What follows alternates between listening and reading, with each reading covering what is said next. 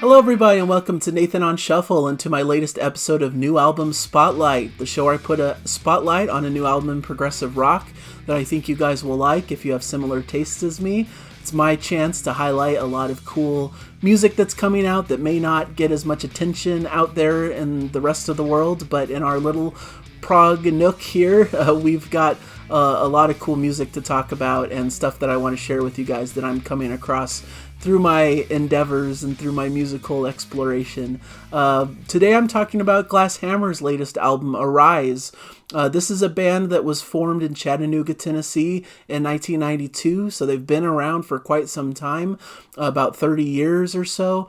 And it's been quite a ride. They've had so many different albums coming out through those times, a lot of different variety. You know, they stick in that symphonic prog type wheelhouse, but venture out in little different ways. They usually do a lot of big concept records. They're very interested in like fantasy and sci-fi elements. They've had a rotating list of different guests who've come on board, different vocalists, different instrumentalists who've helped them in their sound, but really it's always been the core of Steve Babb and Fred Schindel who've been the core of this group as they've gone throughout their history. And this album in particular is very much a project from Steve Babb, who's the one most prominently featured on this album in particular. It's really a great offering from him, and his work on this is just super impressive and fun.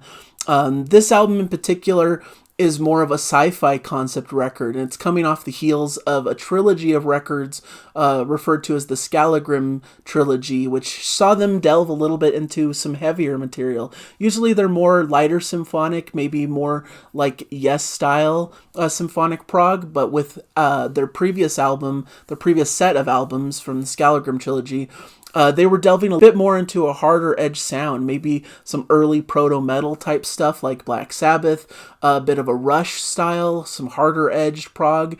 And they continue that a little bit with this one as well, which has a bit of that style too, but adds a little bit of a sci-fi twist to the sound as well. You know, it has some more psychedelic type sections, some space rock type stuff, but it also has some really aggressive, harder edged, darker stuff as well throughout the mix. So it's a really varied and interesting album that I think any fans of prog rock should really fall in love with. It's a concept record which talks about an android and his exploration through space, apparently. Arise, the title of the album, is basically an acronym for Android Research Initiative for Space Exploration. So it's basically about this group of scientists that sends out this android into space on a crazy, wild, exploratory journey. And that's basically the foundation that this album starts with and takes you on such a cool journey. So Glass Hammer are just a cool band that are real experts at storytelling and bringing music in that really describes and accompanies the story so well. That's what's impressing me so much about this album, is you can definitely hear the space vibes throughout the record somehow. They're able to infuse these keyboard sounds and these textures and ambience that really brings to mind that you're floating through space with this android and exploring and finding things out in the universe. So it's a really cool feel to it that I think is done expertly by the band. And there's a little bit of an 80s style to it to me as well. Some 80s synth and electronica style that they're baking into the music that brings another dimension as well and really leans into this classic sci-fi feel of the story. And to me, it's a cool build of an album because I think the second half of the album is just absolutely fire. Some of the best stuff that Glass Hammer has produced. It just builds and builds into this exciting conclusion. The final 2 or 3 tracks are just really excellent, top tier quality. The tracks leading up to it give you a little bit more of space, give you time to really get into the story, build it up. They're not bad by any stretch. They're great tracks, and I think they work well in the context of the album, but it lends itself to just really exploding and becoming something even grander as it reaches its exciting and thrilling conclusion. So we get through the track list, a bit of a spacious sequencer-led guitar feedback opening of Launch of the Daedalus, You get this sort of setting the scene with a short instrumental intro. Then you get into Wolf 359 with some crunch but a cinematic feel. Expansive guitars lead to Hannah Pryor's vocals. I didn't really mention it yet, but Hannah Pryor was introduced to the band with that Scalagrim trilogy. She has an incredible voice, and so she's been a great addition to the band, and her vocals are all over this, and it's done really tastefully well. This is a bit of a dark dirge full of spacey atmosphere, some marching drums leading into some spacey synth work, and really leaning on these big textures in the music. This moves us into Ayreon, more dense textures with powerful drumming, atmospheric guitars and keys, and prominent bass work. The bass work throughout this album is really super impressive. Steve Babb, I believe, does the bass work on this, and it's really a great driving force throughout the whole album that I think is a great highlight and showcases how powerful of a bassist he is. Steve has vocals on this track, and his vocals are a bit more effects laden, a bit more laid back in the mix, almost can sound a bit artificial and robotic at times, which I think lends itself well to the storyline in question. But this is balanced well by Pryor's vocals in the chorus. So we get some great stuff going on, a great guitar solo leading to some 80s synth textures and a strong Rush influence on this track. And so it just floats and glides really in a beautiful, cool way with a rock edge. Mare Serenum is more of an instrumental, spacier track with electronica and sparkly keyboard sounds. Lost gives us some deep, ominous bass with some off-kilter keys. Another very layered and textured track with some strong drum beats and Hannah's pure vocals and 80s style keyboard flourishes. Cool textures, almost in parts of this I almost feel like a creepy carnival type feel to it, which is interesting, but still stays in that spacey style context. Rift at Wasp 12 has some heavy guitars and distorted bass, leading to this harder rock vein with Steve's understated vocals once again. Really cool riffs, memorable vocal melodic hooks. This is a really cool track. I believe it was released as a bit of a single before the album came out.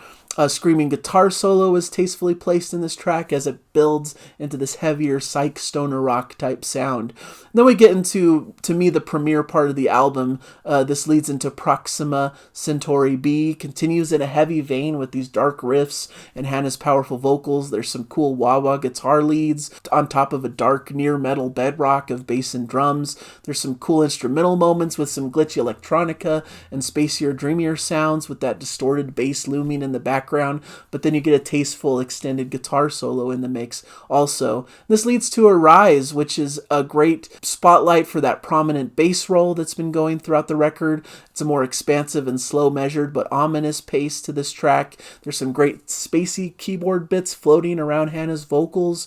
I love this build as it quickens in pace and takes more focus on some mellotron and string synths, giving this classic sci-fi flavor. You get a super jazzy, bluesy guitar solo taking center stage, and Hannah's vocals really build and build as you get this really big, epic conclusion to the track. Really exciting, and could have been the finale for the album on its own. But then we get this real gem of a track, the Return of Daedalus, which is just a monster instrumental track that just takes you on quite a ride and a journey. You can imagine yourself flying through space listening to this hard, heavy rock music.